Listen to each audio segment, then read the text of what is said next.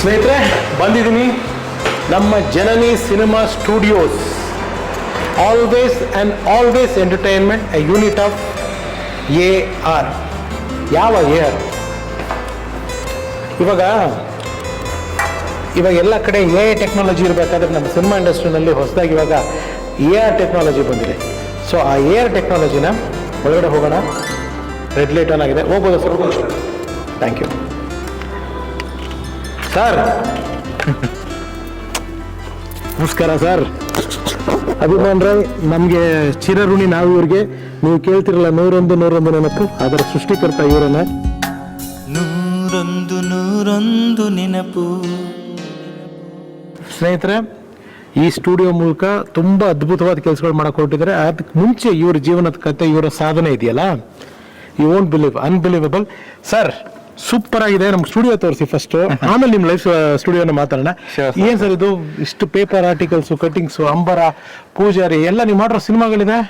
ನೀವು ಬರ್ತೀರಾ ಅಂತ ಗೊತ್ತಾದ್ಮೇಲೆ ನಾನು ಹಂಗೆ ನೆನ್ಸ್ಕೊತಾ ಇದ್ದೆ ಏನೇನು ಮಾಡಿದೀನಿ ಅಂತ. ಕೆಲವೆಲ್ಲ ಮರ್ತೋಗ್ಬಿಟ್ಟಿರ್ತೀವಲ್ಲ. ಭೀಮಾ ತೀರದಲ್ಲಿ ಸರ್ ಎಲ್ಲ ನಿಮ್ಮ ಹಾಡುಗಳು ಸೂಪರ್ ಡೂಪರ್ ಹಿಟ್ ಅಲ್ಲ ಸರ್? ಓ ಮೈ ಗಾಡ್. ತಾಜ್ ಮಹಲ್, ರೆಹಮಾನ್ ಅವ್ರ ಜೊತೆ.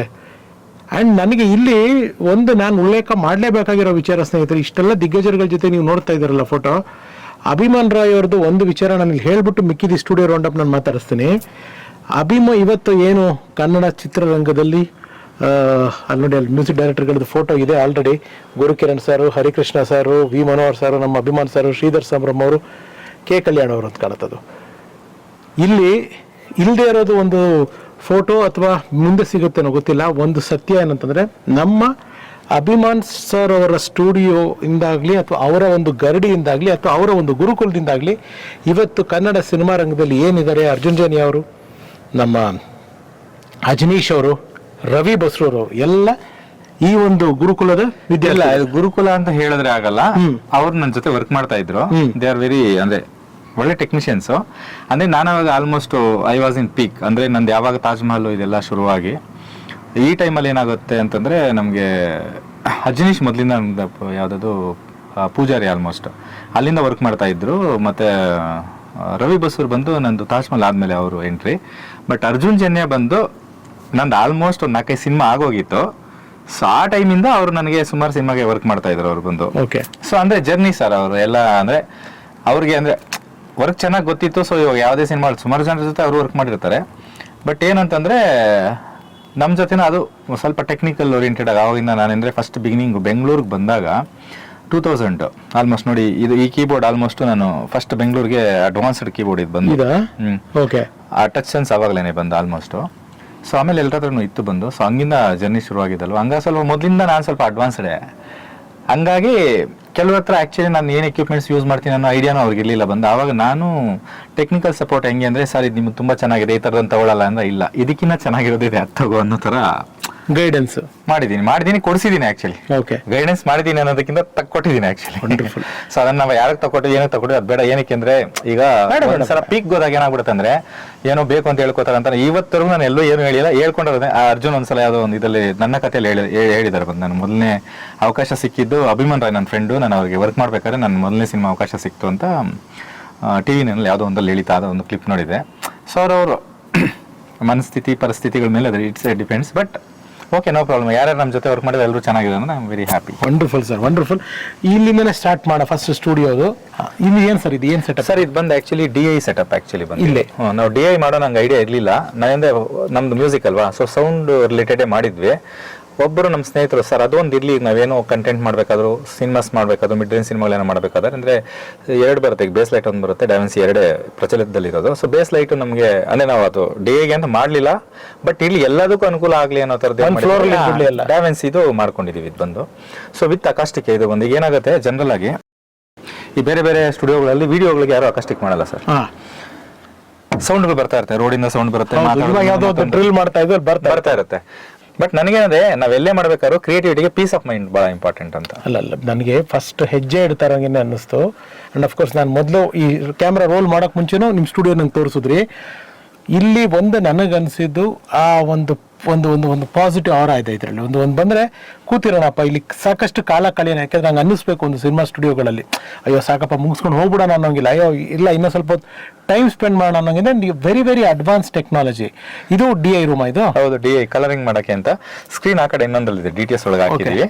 ಬಟ್ ಇಲ್ಲಿ ಏನು ಬೇಸಿಕ್ ಅಂತಲ್ಲ, ಮೇನ್ ಸಿನಿಮಾಗಳಾಗ್ಲಿ ಅಥವಾ ಯಾವ್ದು ವೆಬ್ ಸೀರೀಸ್ ಆಗಲಿ ಆಲ್ಬಮ್ಸ್ ಆಗಲಿ ಏನೇ ಆದ್ರೂ DI ಮಾಡ್ಕೊಳ್ಳೋದಕ್ಕೆ ಸೊಫಿಸ್ಟಿಕೇಟೆಡ್ ಆಗಿ ಏನ್ ಬೇಕು ಅದೆಲ್ಲ ಇವತ್ತಿನ ಇದಕ್ಕೆ ಅಪ್ಡೇಟೆಡ್ ಆಗಿದೆ ಎಲ್ಲ ಪ್ರತಿಯೊಂದು. ನನಗೆ ನಿಮ್ಮ ಸ್ಟುಡಿಯೋ ಹೆಸರು ಜನನಿ ತುಂಬಾ ಇಷ್ಟ ಆಯ್ತು. ತಾಯಿ ಅಂದ್ರೆ ಹೆಂಗೆ ಸರ್ ಈ ಸ್ಟುಡಿಯೋ ಹೆಸರು ಬಂದಿದ್ದು ಹೇಗೆ ಇದು? ಸರ್ ಇದು ಆಕ್ಚುಲಿ ಸ್ಟುಡಿಯೋ ಸ್ಟಾರ್ಟ್ ಆಗೋದಕ್ಕೆ ಕಾರಣ ಬಂದು ನನ್ನ ಕಸಿನ್ ಅಂದ್ರೆ ನಮ್ಮ ಅತ್ತೆ ಮಗ ಡಾಕ್ಟರ್ ರಾಮಾನುಜ ಅಂತ. Professionally is A doctor. Oh very nice. ಅಂದ್ರೆ ಆದ್ರೂ ಕೂಡ ಆ ಮನುಷ್ಯ ಹಾಡ್ತಾರೆ, ಮ್ಯೂಸಿಕ್ ಕಲ್ತಿದ್ರು. ಆಕ್ಚುಲಿ ಮ್ಯೂಸಿಕ್ ನೋಡೋಕೆ ನನಗಿಂತ ಜಾಸ್ತಿನೇ ಕಲ್ತಿದ್ದಾರೆ. ಬಟ್ ಅಂದ್ರೆ ಅವರು ಡಾಕ್ಟರ್ ಆಗಿ ಈ ತರ ಆಗಿದ್ರಿಂದ ಆಗ್ಲಿಲ್ಲ. ಸೊ ಚಿಕ್ಕ ವಯಸ್ಸಿಂದ ನಾವಂದ್ರೆ ಒಂದು 2 ವರ್ಷ ದೊಡ್ಡವ್ರು ನನಗಿಂತ ಅಷ್ಟೇ ಅವ್ರು ಬಂದು. ಹಂಗಾಗಿ ಮೊದ್ಲಿಂದ ನನ್ನ ಗ್ರೋತ್ ಅಂದ್ರೆ ನನ್ನ ಸ್ಟ್ರಗ್ಲಿಂಗ್ ಪೀರಿಯಡ್ ಇಂದ ಅವ್ರು ನನ್ನ ನೋಡಿದಾರೆ ಬಂದು. ನೋಡಿರೋದ್ರಿಂದ ಅವ್ರು ಹೇಳಿದ್ರು ಒಂದು ಮಾತು, ಅಂದ್ರೆ ಯಾವ್ದೋ ಒಂದು ನನ್ನ ತೀರಾ ಡೌನ್ ಫಾಲ್ ಅಂತ ಬಂದಾಗ ಏನ್ ಮಾಡ್ತಾ ಇದೀಯ ಅಂತ ಕೇಳಿದಾಗ ನಥಿಂಗ್ ಅಂತಂದೆ ಬಂದು. ಏನ್ ಮಾಡ್ಬೇಕು ಅಂತಿದ್ಯಾ ಅಂತಂದಾಗ ಈ ತರದೊಂದು ಪ್ಲಾನ್ ಹೇಳಿದೆ. ಒಂದ್ ಮಾತು ಹೇಳಿದ್ರು ಅವ್ರು ಬಂದು, ಅಂದ್ರೆ ಏನು ಇಲ್ದೇನೆ ನೀನ್ ಏನೇನೋ ಮಾಡಿದ್ಯಾ ಅಂತ. ನಾ ಹಳ್ಳಿಯಿಂದ ಬಂದಿದ್ದಲ್ಲ, ಏನೂ ಇರ್ಲಿಲ್ಲ ನನ್ನ ಹತ್ರ. ನೀವು ಯು ಡೋಂಟ್ ಬಿಲೀವ್ 7 years ನನಗೆ 2000 ಬಂದಿದ್ದು ನಾನು. 2000 ಇಂದ 2007 ತಾಜ್ ಮಹಲ್ ಬಂದಿದ್ದಲ್ಲ, 2006 ಅಲ್ಲಿ ನಾನು ರೂಮ್ ಮಾಡ್ಕೊಂಡಿದ್ದೀನಿ. ಅಷ್ಟು ದಿನನೂ ಬಂದು ಯಾವ್ದಾದ್ರು ಹೋಟ್ಲಲ್ಲಿ ಕೊಡೋರು ನಮಗೆ ಪ್ರೋಗ್ರಾಮಿಂಗ್ ಮಾಡಕ್ಕೆ, ಅಲ್ಲಿದ್ದು ಬಿಡೋದು. ಅಲ್ಲಿ ಆಫೀಸ್ ಬಾಯ್ಸ್ ಇರ್ತಾರಲ್ಲ ಅವ್ರನ್ನ ಪರಿಚಯ ಮಾಡ್ಕೊಳ್ಳೋದು, ಅವ್ರಿಗೆ ಯಾವ್ದೋ ಒಂದು ರೂಮ್ ಇರುತ್ತಲ್ಲ ಅದರಲ್ಲಿ ಇರೋದು. ಯಾಕಂದ್ರೆ ನಮ್ಗೆ ದುಡ್ಡು ಕೊಡಕ್ಕಿರಲ್ಲ. ಅದು ಯಾಕೆ ಅಂತಂದ್ರೆ ನಾನು ರೂಮ್ ತೊಗೊಳಕ್ ಆಗದೆ ಅಲ್ಲ. ಅದು ಬಂದು ನಾನು ಬಂದ ವರ್ಷದಿಂದನೂ ಆಲ್ಬಮ್ ಮಾಡಕ್ಕೆ ಟ್ರೈ ಮಾಡಿದ್ದೀನಿ. ಒಂದು ತಿಂಗಳೆಲ್ಲ 10,000 ದುಡಿದ್ರೆ ಸ್ಟುಡಿಯೋ ಒಂದು ದಿವಸದ ರೆಂಟ್ ಅದು 5,000 ಅಡ್ವಾನ್ಸು, 500 ರೂಪಾಯಿ ಬಾಡಿಗೆಗೆ ರೂಮ್ ಸಿಕ್ತಿತ್ತು ಅವಾಗ. ಅಂದ್ರೆ ಈಗ ನಾನು 5,000 ಅಲ್ಲಿ ಕೊಟ್ಬಿಟ್ರೆ ನಾನು ಮಾಡೋಕ್ಕಾಗಲ್ವಲ್ಲ ಅಂತ ಒಂದು ಆಲ್ಬಮ್ನ ಆಸೆ ಅಂತ ಒಂದು ಆಲ್ಬಮ್ನ 2000 ಅಲ್ಲಿ ಶುರು ಮಾಡಿದಕ್ಕೆ 2003 ಅಲ್ಲಿ ಎಂಡ್ ಮಾಡಿದೆ ಅದನ್ನ. ಕುಡಿ ಕಾಸು ಬರುವಾಗ. ಸೊ ಹಂಗಾಗಿ 2006 ಅಲ್ಲಿ ಆಲ್ಮೋಸ್ಟ್ ನಾನು ರೂಮ್ ಅಂತ ತಗೊಂಡಿದ್ದು. ಅಲ್ಲಿವರೆಗೂ ಬೆಂಗಳೂರಲ್ಲಿ ನಾನು ಎಲ್ಲೆಲ್ಲಿ ಇದೀನಿ ಅಂತ ನೀವು ಯಾವ ಏರಿಯಾ ತೋರಿಸಿದ್ರು ಆ ಏರಿಯಾದಲ್ಲಿ ಏನಾರು ಒಂದು ನೆನಪಿದೆ ನನಗೆ ಬಂದು. ಹಂಗಾಗಿ ಮಾಡು, ಚೆನ್ನಾಗಿ ಮಾಡು, ಒಳ್ಳೇದಾಗ್ಲಿ ಅಂತೇಳಿ ನನ್ನ ಜೊತೆಗೆ ಸೇರಿ ನಾವೊಬ್ರು ಪಾರ್ಟ್ನರ್ ಆಗಿ ಮಾಡ್ಕೊಂಡು ಈ ಸ್ಟುಡಿಯೋ ಮಾಡಿದ್ವಿ. ಅವ್ರದ್ದು ಹಾಸ್ಪಿಟಲ್ ಹೆಸರು ಜನನಿ ಅಂತ. ಅದಿಲ್ಲಿದೆ ಹಾಸ್ಪಿಟ್ಲ್, ಹೊಸೂರ್ ಹತ್ರ ಇದೆ ಬಂದು, ಮಲ್ಟಿ ಸ್ಪೆಷಾಲಿಟಿ ಹಾಸ್ಪಿಟ್ಲು. ಆಮೇಲೆ ಅವ್ರೇನು ಹೇಳಿದ್ರಂದ್ರೆ ಹೆಸರು ಅಭಿಮನ್ ರಾಯ್ ಸ್ಟುಡಿಯೋ ಅಂತ ಇಟ್ಕೊಂಡ್ಬಿಡು, ಹೆಂಗೋ ನಿಂದು ಬ್ರಾಂಡ್ ಇದೆಯಲ್ಲ ಅಂತ. ಬಟ್ ನನಗೇನಿಸ್ತು ಅಂತಂದ್ರೆ, ಈಗ ಇಷ್ಟು ವರ್ಷ ನಾನು ಯಾರ್ಯಾರ ಜೊತೆನೋ ಕೆಲಸ ಮಾಡಿದ್ದೀನಿ, ಯಾರ್ಯಾರಿಗೋ ಸಪೋರ್ಟ್ ಮಾಡಿದ್ದೀನಿ, ಯಾರ್ಯಾರೋ ಏನೇನೋ ತೊಗೊಂಡಿದ್ದು, ಅವರು ಅದ್ರ ಬಗ್ಗೆ ಏನೂ ಇಲ್ಲ, ಅವ್ರವ್ರು ನೋಡ್ಕೋತಾ ಇರ್ತಾರೆ. ಅವಾಗ ಬಂದು ಈ ಮನುಷ್ಯನ ನಾನು ಏನೂ ಮಾಡಲಿಲ್ಲ. ಜಸ್ಟ್ ನಾವು ಚಿಕ್ಕ ವಯಸ್ಸಿನ ಜೊತೆಲಿ ಬೆಳೆದಿದ್ದೀವಿ. ನಾನು ಯಾರು ಏನು ಅಂತ ಗೊತ್ತು, ಮ್ಯೂಸಿಕಲ್ಲಿ ಅವ್ರಿಗೆ ಇಂಟ್ರೆಸ್ಟ್ ಇದೆ, ಓಕೆ ರಿಲೇಟಿವ್ ಇರ್ಬೋದು. ಅವ್ರು ಅಷ್ಟು ಕನ್ಸರ್ನ್ ತೋರಿಸಿದಾಗ ಎಲ್ಲೋ ನನಗೆ ಅವ್ರು ನನ್ನೊಂದು ಲಕ್ ಪಾಯಿಂಟ್ ಅಂತ ಅನಿಸ್ತಂದ್ರೆ, ಏನೂ ಇಲ್ದಿರೋವಾಗ ನಮ್ಮನ್ನ ಸಪೋರ್ಟ್ ಮಾಡೋದಿದೆಯಾ ಸರ್, ಇದ್ದಾಗ ಎಲ್ಲರೂ ಬರ್ತಾರೆ ಅಲ್ವಾ. ಇಲ್ದಿದಾಗ ಮಾಡೋರೆ ನಮಗೆ ಒಂಥರ ದೇವರು ಯಾರೋ ಒಬ್ಬರು ಮುಖಾಂತರ. ಆಕ್ಚುಲಿ ದೇವ್ರನ್ನ ಅವ್ರು ನಂಬಲ್ಲ. ಬಟ್ ಏನಂದ್ರೆ ದೇವ್ರು ಯಾರನ್ನೋ ಒಬ್ಬನ ಕಳಿಸ್ತಾರೆ ಅಂತಾರಲ್ಲ. ತುಂಬಾ ದೊಡ್ಡ ಮೀಟಿಂಗ್ಗಳು ಮಾಡಿಲ್ಲ, ತುಂಬಾ ದೊಡ್ಡ ಎಕ್ಸ್ಪ್ಲನೇಷನ್ಸ್ ಕೊಟ್ಟಿಲ್ಲ, ಏನೂ ಇಲ್ಲ. ಹಿಂಗೆ ಮಾಡೋಣ ಅಂತಿದ್ದೀವಿ, ಮಾಡು ಒಳ್ಳೇದಾಗ್ಲಿ, ಇಷ್ಟೇ ಮಾತಲ್ಲಿ ಶುರುವಾದಂತ ನಮ್ಮ ಸ್ಟುಡಿಯೋ ಇದು. ಸೊ ಹಂಗಾಗಿ ಅವ್ರದ್ದು ಹಾಸ್ಪಿಟ್ಲ್ ಹೆಸರು ಬಂದು ಜನನಿ ಅಂತ. ಓಕೆ. ಸೊ ಅದು ನಾನು ಅವ್ರು ಹೇಳಿದ್ದು ಅಭಿಮನ್ ರಾಯ್ ಸ್ಟುಡಿಯೋ ಅಂತ ಇಟ್ಕೊ ಅಂತ. ನಾನು ಅದು ಮಾಡಿಲ್ಲ. ನನ್ನ ಹೆಸರು ಅಭಿಮನ್, ಅವ್ರ ಹೆಸರು ರಾಮಾನುಜ ಅಂತ. ಅದಕ್ಕೆ Abhiman Ram movie galaxy private limited ಅಂತ ನಾವು ಕಂಪ್ನಿನೇ ಮಾಡಿದೀವಿ ಇದು ಬಂದು. ಸೊ ಅದಕ್ಕೆ ಈ ಫ್ಲೋರ್ಗೆ ಜನನಿ ಸಿನಿಮಾ ಸ್ಟುಡಿಯೋಸ್ ಅಂದ್ರೆ ಸಿನಿಮಾಸ್ಗೆ ಇಲ್ಲಿ ನಾವು ಪೋಸ್ಟ್ ಪ್ರೊಡಕ್ಷನ್, ಪ್ರೀ ಪ್ರೊಡಕ್ಷನ್ ಸಮೇತ ಏನ್ ಬೇಕಾದ್ರೂ ಮಾಡ್ಬೋದು ಅನ್ನೋದಕ್ಕೋಸ್ಕರ. ಸೊ ಅವ್ರಿಗೋಸ್ಕರ ಅವ್ರ ಮೇಲಿರೋ ಗೌರವ, ಪ್ರೀತಿ, ನನ್ನ ಭಕ್ತಿ ಆಕ್ಚುಲಿ. ಸೊ ಹಂಗಾಗಿ ಇದು ಆಗಿದೆ ನನ್ನ ಲೈಫಲ್ಲಿ. ಯಾವುದೋ ಒಂದು ಫಸ್ಟ್ ಈವೆಂಟ್ 100% ಕಂಪ್ಲೀಟ್ ಆಗಿದೆ ಅಂದ್ರೆ ಫಸ್ಟ್ ಇದು ಸರ್. ಇವರು ಅಲ್ಲ ಮದ್ದಲ್ಲೂ ಕೇಳಿದ್ರು ನನಗೆ, ಅದು ಕೆಲವೆಲ್ಲ ಅಲ್ಲಲ್ಲಿಗೆ ನಿಂತೋಗುತ್ತೆ, ಎಂಡಲ್ಲಿ ಏನೋ ಪ್ರಾಬ್ಲಮ್ ಆಗುತ್ತೆ, ಏನಕ್ಕೆ ಅಂತ. ನಾನು ಅವ್ರಿಗೆ ವಾಪಸ್ ಕೇಳಿದೆ, ಇದು ಏನಕ್ಕೆ ಫಿನಿಶ್ ಆಯ್ತು ಅಂತ ಕೇಳಿದೆ. ನೀನು ಟೈಮ್ ಕೇಳಿದ್ಯಾ, ನಾನು ಕೇಳಿದೆಲ್ಲ ಸಪೋರ್ಟ್ ಮಾಡಿದ್ದೀನಿ ಅಂದ್ರೆ ಫ್ರಮ್ ದ ಡೇ ಒನ್ ಒಂದು ಫಸ್ಟ್ ಡೇ ಸ್ಟಾರ್ಟ್ ಮಾಡಿದ್ವಲ್ಲ, ಮುಗಿದು ಲೈಟ್ ಆನ್ ಮಾಡೋವರೆಗೂ ಒಂದು ದಿನ ಕೆಲಸ ನಿಲ್ಸಿಲ್ಲ. ನಂಬ್ತೀರಾ ನೀವು ಬಂದು 1.5 years. ಎಷ್ಟು ದಿವಸ ಆಯ್ತು? 1.5 ವರ್ಷ ಆಯ್ತು. ಅಂದ್ರೆ ಇದು ಖಾಲಿ ಇದ್ದಿದ್ದು ಸರ್, ಇದು 4 ಹಾಲ್ ಇದ್ದಿದ್ದು, ಒಂದು ಖಾಲಿ ಹಾಲ್. ಅದರೊಳಗೆ ಸಿವಿಲ್ ವರ್ಕ್ಸ್ ಫಸ್ಟ್ ಮಾಡಿ, ಅದಾದ್ಮೇಲೆ ಎಲೆಕ್ಟ್ರಿಕ್ ವರ್ಕ್ಸ್ ಮಾಡಿ, ಅದಾದ್ಮೇಲೆ ಅಕಾಸ್ಟಿಕ್ ಮಾಡಿ. ಅದೇ ನಂಬರ್ ಆಫ್ ಸ್ಟುಡಿಯೋಸ್ ಜಾಸ್ತಿ ಇದೆಯಲ್ಲ. ಸೊ ಹಂಗಾಗಿ ಆಲ್ಮೋಸ್ಟ್ ಒಂದು 1 ವರ್ಷ ಆಗೋಯ್ತು ಬಂದು. ಒಂದು ದಿನ ಕೆಲಸ ನಿಂತಿಲ್ಲ ಬಂದು. ಅಂದ್ರೆ ಎಲ್ಲರೂ ಕೆಲಸ ಮಾಡಿದ್ದಾರೆ. ಇವಾಗ ನಮ್ಮ ಹಬ್ಬಗಳಿತ್ತು ಅಂತಂದ್ರೆ ಅವತ್ತು ಇನ್ನೊಬ್ರು ಯಾರೋ ಆಲ್ಟರ್ನೇಟ್ ಆಗಿ ಇನ್ನೊಬ್ರು ಬಂದಿರ್ತಾರೆ, ಅವರೊಬ್ಬ ಇದ್ರೆ ಇನ್ನೊಬ್ರು ಬಂದಿರ್ತಾರೆ. ಸೊ ಎಲ್ಲಾ ರಿಲಿಜಿಯನ್ ಅವರು ಸೇರ್ಕೊಂಡು ಕೂಡ ಅದೇ ಇದನ್ನ ಬ್ರೇಕ್ ಮಾಡ್ಲೇ ಇಲ್ಲ ಬಂದು. ಯಾವಾಗ ಇದು ಕಂಪ್ಲೀಟ್ ಆಗಿದ್ದು, ಯಾವಾಗ ಇದು ಮಾಡಿದ್ದು? ಕಂಪ್ಲೀಟ್ ಆಗಿ ಒಂದು 10 months ಆಗಿದೆ ಆಲ್ಮೋಸ್ಟ್. ದಸರಾ. ನೀವು ಯಾವಾಗ ಪಬ್ಲಿಸಿಟಿ ಮಾಡ್ತಾ ಇದ್ದೀರಾ ಇದನ್ನಂದ್ರೆ? ಈಗ ಸ್ಟಾರ್ಟ್ ಮಾಡ್ತಾ ಇದೀವಿ. ಇವಾಗ ಇದನ್ನ ಸ್ಟಾರ್ಟ್ ಅಂದ್ರೆ ನಾವು 2 ಪ್ರೊಡಕ್ಷನ್ ಕೂಡ ಕೊಲಾಬರೇಟ್ ಮಾಡ್ಕೊಂಡು 2 ಮೂವೀಸ್ ಕೂಡ ಆಗಿದೆ. ಒಂದು ಕಂಪ್ಲೀಟ್ ಆಗಿದೆ, 2ನೇದು ಇವಾಗ ರನ್ನಿಂಗ್ ಅಲ್ಲಿ ಒಂದು ಆಡಿಯೋ ಲಾಂಚ್ ಮಾಡ್ತಾ ಇದೀವಿ. ಅಂದ್ರೆ ರೈಟ್ ಟೈಮ್ ನೋಡ್ತಾ ಇದೀವಿ. ಅಂದ್ರೆ ಯಾವ್ದಾರ ಒಂದು ನಮ್ಮ ಸ್ಟುಡಿಯೋದಲ್ಲಿ ಏನೇನಾಗುತ್ತೆ, ಈಗ ಸ್ಟುಡಿಯೋ ಹಿಂಗೆ ಮಾಡಿದೀವಿ ಅಂತ ಅನ್ನೋದಕ್ಕಿಂತ ಸ್ಟುಡಿಯೋ ಒಳಗೆ ಏನೇನು ಫೆಸಿಲಿಟಿ ಇದೆ ಅದರ ಔಟ್ಪುಟ್ ಹೆಂಗಿದೆ ಅನ್ನೋದ್ರ ಜೊತೆಗೆ ಒಂದು ಲಾಂಚ್ ಮಾಡಿದ್ರೆ ಮೀನಿಂಗ್ಫುಲ್ ಆಗಿರುತ್ತೆ ಅಂತ ಅನ್ಸಿತ್ತು. ವಂಡರ್ಫುಲ್. ಇದು DI ಈಗ ನೀವು ಡಬ್ಬಿಂಗ್ ಮಾಡ್ಬೇಕಾ, ಆ ಕಡೆ ಮೈಕ್ ಹಾಕೊಂಡು ಇಲ್ಲಿ ಮಾಡಿದ್ರೆ ಡಬ್ಬಿಂಗ್ ಮಾಡ್ಬೋದು. ಎಲ್ಲ softwares hardwares connected, interlinked. Editing ಮಾಡ್ಬೇಕಾ, ಎಡಿಟಿಂಗ್ ಮಾಡ್ಬೋದು. ಮ್ಯೂಸಿಕ್ ಕಂಪೋಸ್ ಮಾಡ್ಬೇಕಾ, ಮ್ಯೂಸಿಕ್ ಕಂಪೋಸ್ ಮಾಡಿ ಆ ಸಾಫ್ಟ್ವೇರ್ ಓಪನ್ ಮಾಡಿದ್ರೆ ಮ್ಯೂಸಿಕ್ ಕಂಪೋಸ್. ಅದೇ ಸರ್ ಸಿಸ್ಟಮ್ ಒಂದೇ, ಸಾಫ್ಟ್ವೇರ್ ಬೇರೆ ಬೇರೆ ಇರುತ್ತೆ. ಸೊ ಏನಂದ್ರೆ ಟೈಮಿಂಗ್ ನೀವು ಏನು ಹೆಂಗ್ ಬೇಕಾದ್ರೂ ಯೂಸ್ ಮಾಡ್ಬೋದು. Multipurpose. Super but very positive sir, very positive. ಬನ್ನಿ ಸರ್, ಸಕ್ಕತ್ತಾಗಿ ವಿಶಾಲವಾಗಿದೆ ಸರ್, ತುಂಬಾ ವಿಶಾಲವಾಗಿದೆ. ಇದು ಪಿಕ್ಚರಾ? ಇದು ಸೂರ್ಯ ಲವ್ ಸಂಧ್ಯಾ ಅಂತ ಫಸ್ಟ್ ನಮ್ಮ ಸ್ಟುಡಿಯೋದಲ್ಲಿ ಪೋಸ್ಟ್ ಪ್ರೊಡಕ್ಷನ್ ಆದಂತ ಒಂದು ಸಿನಿಮಾ, ನಮ್ಮ ಕಾಶಿನಾಥ್ ಸರ್ ಮಗಂದು. ಇದು ಉತ್ತರಳ್ಳಿ ಬರುತ್ತಲ್ಲ ಸರ್? ಸುಬ್ರಹ್ಮಣ್ಯಪುರ ಪೊಲೀಸ್ ಸ್ಟೇಷನ್ ಪಕ್ಕದಲ್ಲಿ ಇದೆ ಸರ್. ಓಕೆ ಸ್ನೇಹಿತರೆ, ಇದರದ್ದು ಗೂಗಲ್ ಮ್ಯಾಪ್ ಡಿಸ್ಕ್ರಿಪ್ಷನ್ ನಾನು ಹಾಕಿರ್ತೀನಿ, ಡಿಸ್ಕ್ರಿಪ್ಷನ್ ಅಲ್ಲಿ ಹಾಕಿರ್ತೀನಿ. ಬನ್ನಿ, ಅಪ್ಕಮಿಂಗ್ ಫಿಲ್ಮ್ ಮೇಕರ್ಸು, ಪ್ರೊಡ್ಯೂಸರ್ಸು ಯಾರು ಬೇಕಾದ್ರೆ ಬಂದು ಇಲ್ಲಿ ನಮ್ಮ ಅಭಿಮಾನ್ ಸರ್ ಅವ್ರ ಸ್ಟುಡಿಯೋ ಸರ್ವಿಸ್ ಯೂಸ್ ಮಾಡ್ಬೋದು. ಇದೇನು ರೂಮ್ ಸರ್? ಸರ್ ಎಡಿಟಿಂಗ್ ಇರ್ಲಿ ಬನ್ನಿ. ಸೊ ಎಡಿಟಿಂಗ್ ಸ್ಟುಡಿಯೋ ಇದು ಬಂದು. ಇದು ಎಡಿಟ್ ಸೆಟಪ್ ಇದೆ. ಇದು ಎಡಿಟಿಂಗು ಫಿಲ್ ಎಲ್ಲಾನು ವಿತ್ ಅಕಾಸ್ಟಿಕ್, ನಮ್ದು ಎಲ್ಲವೂ ಸೈಲೆಂಟ್ ಆಗಿರಬೇಕು ಅಂತ, ವಂಡರ್ಫುಲ್ ಆಗಿರಲಿ ಅಂತೇಳಿ. Wonderful sir. ಸೊ ನೆಕ್ಸ್ಟ್ ಇದು ಒಂದು ರೂಮ್ ಸರ್. ಇದು ಬಂದು ಬೇಸಿಕಲಿ ನಾವು ಮೇನ್ ಇನ್ಸ್ಟ್ರೂಮೆಂಟ್ ಮಿಕ್ಸಿಂಗ್ ಅಂತ ಮಾಡಿರೋದು, ಅಂದ್ರೆ ಲೈವ್ ಮಿಕ್ಸಿಂಗ್ ಅಂತ. ಈಗ ಒಂದು 5 ಜನ ಕೂತ್ಕೋಬೇಕು, 6 ಜನ ಕೂತ್ಕೊಂಡು ನುಡಿಸ್ಬೇಕು, ಏನೋ ಇಂಡಿಯನ್ ಸೆಕ್ಷನ್ಸ್ ತಬಲಾಗಳಾಗ್ಲಿ ಅಥವಾ ತಮಟೆಗಳು ಈ ಥರದಿದ್ದಾಗ, ಅಥವಾ ಯಾರಾದ್ರೂ ಗ್ರೂಪ್ ನುಡಿಸ್ಬೇಕು ಅಂದಾಗ ಡ್ರಮ್ಸ್ ಆ ಥರದಿದ್ದಾಗ ಈ ಒಂದು ರೂಮ್ನ ಸೊಫಿಸ್ಟಿಕೇಟೆಡ್ ಆಗಿ ಮಾಡಿದ್ವಿ. ಅಂದ್ರೆ ಇಲ್ಲಿ ಕನೆಕ್ಟ್ ಮಾಡಿದ್ರೆ ಅಲ್ಲಿ ರೆಕಾರ್ಡ್ ಮಾಡ್ಬೋದು, ಇಲ್ಲಿ ಕನೆಕ್ಟ್ ಮಾಡಿದ್ರೆ ಈ ಕಡೆ ರೂಮಲ್ಲಿ ರೆಕಾರ್ಡ್ ಮಾಡ್ಬೋದು. ಎಲ್ಲ ಇಂಟರ್ಲಿಂಕ್ ಮಾಡ್ಬಿಟ್ಟಿದ್ವಿ ಬಂದು. ಸೊ ಇದು ಆ ಕನ್ಸೋಲ್ಗೆ ಹೋಗುತ್ತೆ, ಇದು ಈ ಕಡೆ ಕನ್ಸೋಲ್. ಇದು ಆಕ್ಚುಲಿ DTS ಹೋಗುತ್ತೆ. ಇದು ಬಂದು ಇದನ್ನ ಏನಕ್ಕೆ ಮಾಡಿದೀವಿ ಅಂದ್ರೆ, ಈಗ ಫಾರ್ ಎಕ್ಸಾಂಪಲ್ ಈಗ ಇಲ್ಲೂ ನುಡಿಸ್ಬೋದು, ಅಲ್ಲೂ ನುಡಿಸ್ಬೋದು, ನಾನು ರೆಕಾರ್ಡ್ ಮಾಡ್ಬೋದು ಅಂತ ಹೇಳಿ ನಾನು DTS ಅಲ್ಲಿ ಏನ್ ಫೆಸಿಲಿಟಿ ಕೊಟ್ಟಿದ್ದೆ ಅಂದ್ರೆ, ಈಗ ಯಾರು ನಮ್ದು ಸ್ಟಾರ್ಸ್ ಯಾರು ಬಂದು ಸ್ಕ್ರೀನ್ ನೋಡ್ಕೊಂಡು ಡಬ್ ಮಾಡೋದು ಆವಾಗಿತ್ತು. ಅನಲಾಗ್ ಸಿಸ್ಟಮ್ಸ್ ಇದ್ದಾಗ ಸ್ಕ್ರೀನ್ ನೋಡ್ಕೊಂಡೆ ಮಾಡಿದ್ವಿ, ಟಿವಿ ಲೆವೆಲ್ ಬಂದ್ಬಿಟ್ಟಿದೆ. ಸೊ ನಾವು ಒಂದು ಫೀಲ್ ಅಲ್ಲಿ ಸಿನಿಮಾ ತರ ಹಿಂಗ್ ನೋಡ್ಬೇಕಂದ್ರೆ ನಮ್ DTS ಸ್ಕ್ರೀನ್ ಮುಂದೆನೂ ನಿಂತ್ಕೊಂಡು ಡಬ್ ಮಾಡ್ಬೋದು. ಆ ತರ ನಾನು ಅಲ್ಲಿಂದಾನು ರೆಕಾರ್ಡ್ ಆಗ್ಬೋದು, ಅದನ್ನು ಮಾಡಿಟ್ಟಿದ್ದೆ. Wonderful sir, wonderful. ಸೊ ಇಲ್ಲಿ ಇದು ಬಿಟ್ಟು ಬೇರೆ ಅದು ಬಿಟ್ರೆ ಇದೇನಂದ್ರೆ ನಮ್ಗೆ ಜಾಸ್ತಿ ಲೈವ್ ಎಲ್ಲ ಇಲ್ಲದೆ ಇರೋದ್ರಿಂದ ಏನ್ ಮಾಡಿದೀವಿ ಅಂದ್ರೆ, ಇನ್ನ ಮಲ್ಟಿಪರ್ಪಸ್ ರೂಮ್ ಮಾಡ್ಕೊಂಡಿದೀವಿ. ಅದಕ್ಕೆ ಸೀಲ್ ಫುಲ್ಲಿ ಅಕಾಸ್ಟಿಕ್ ಸೀಲ್ಡ್ ಆಗಿರೋದ್ರಿಂದ ಸೌಂಡ್ ಬರಲ್ಲ. ಫಸ್ಟ್ ಪೀಸ್ ಆಫ್ ಮೈಂಡ್ ಕೂತ್ಕೊಂಡು ನಾವು ಡಿಸ್ಕಷನ್ ಮಾಡ್ಬೋದು.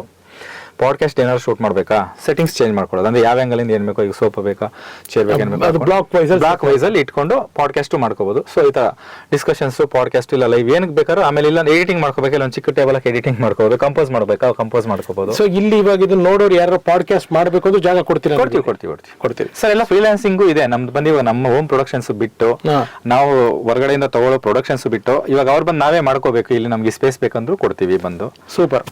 ಇದು ನಿಮ್ಮ ಗಮನಕ್ಕೆ, ಪಾಡ್ಕಾಸ್ಟ್ ಮಾಡೋರಿಗೆ ಮೇನ್ ಬೇಕಾಗಿರೋದು ಸೌಂಡ್.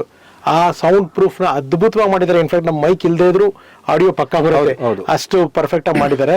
ಸೊ ಯಾರಾದ್ರೂ ಆಸ್ಪೈರಿಂಗ್ ಯೂಟ್ಯೂಬರ್ಸ್, ಪಾಡ್ಕಾಸ್ಟ್ ಮಾಡೋರು, ಏನಿ ಇಂಟರ್ವ್ಯೂ ಮಾಡೋರು, ನನಗೂ ಯಾವಾಗಾದ್ರೂ ಇಂಟರ್ವ್ಯೂ ಮಾಡೋದು ಬೇಕಿದ್ರೆ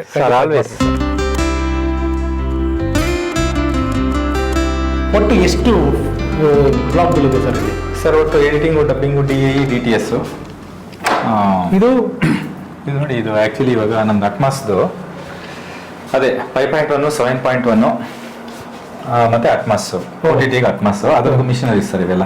ಇದೆಲ್ಲ ಬಂದು ಎಕ್ವಿಪ್ಮೆಂಟ್ಸ್ ಎಲ್ಲ ಬಂದು full higher end. Pro-Tools MTRX ಅಂತ ಇದು ಸ್ಟುಡಿಯೋ ಫಸ್ಟ್ ಟೈಮ್ ನಾವು. ಅಂದ್ರೆ ಇದು ಒಂದೇ, ಇದಕ್ಕೆ 3 ಹಾಕ್ಬೇಕು ಆಕ್ಚುಲಿ. ಅಂದ್ರೆ ಇದು ಏನ್ ವರ್ಕ್ ಮಾಡುತ್ತಲ್ಲ, DTS ಮಾಡ್ಬೇಕಾದ್ರೆ ಈ ತರ ಒಂದು 2-3 ಬರುತ್ತೆ ಡಿವೈಸ್, ಬಟ್ ಅದೆಲ್ಲ ಸರಿ ಒಂದಲ್ಲೇ compact, single piece completely advance. Pro-Tools ಅವ್ರದ್ದು ಇದು ಬಂದು.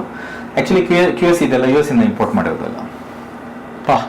ಹ್ಯಾಂಪ್ಸು ಎಲ್ಲ ಇವತ್ತಿನ ಟ್ರೆಂಡ್ ಏನ್ ಬೇಕು. ಜನರಲ್ ಆಗಲ್ಲ, JBL ಅದೆಲ್ಲ ಯೂಸ್ ಮಾಡ್ತಾರೆ. ಇದು ಅದಕ್ಕಿಂತ ಸ್ವಲ್ಪ ನೆಕ್ಸ್ಟ್ ಲೆವೆಲ್ ಸರ್ ಇದು. ಸೊ ಹಂಗಾಗಿ ನೋಡಿ, ಇದೆಲ್ಲ ವೈರಿಂಗ್ ಇಲ್ಲಿಂದ ನಮ್ DTS ಹೋಗಿದೆ. ಇದು ಓನ್ಲಿ ಸರ್ ಅಂದ್ರೆ ಮಿಷಿನ್ ರೂಮ್ ಇದು ಬಂತು ಬರೀ ಅಷ್ಟೇ. Okay, equipments room.